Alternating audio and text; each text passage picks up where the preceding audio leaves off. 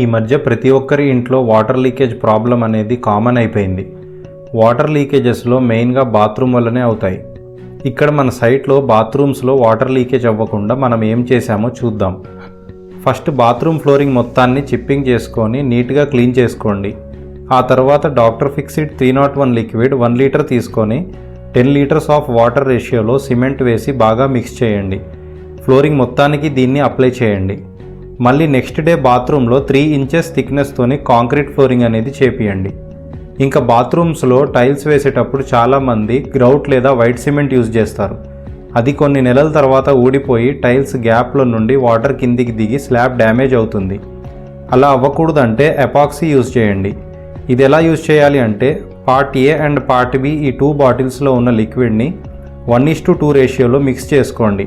ఆ తర్వాత పౌడర్ సరిపడా వేసి బాగా మిక్స్ చేయండి. ఈ ఎపాక్సీని టైల్స్ గ్యాప్స్లో మంచిగా అప్లై చేయండి.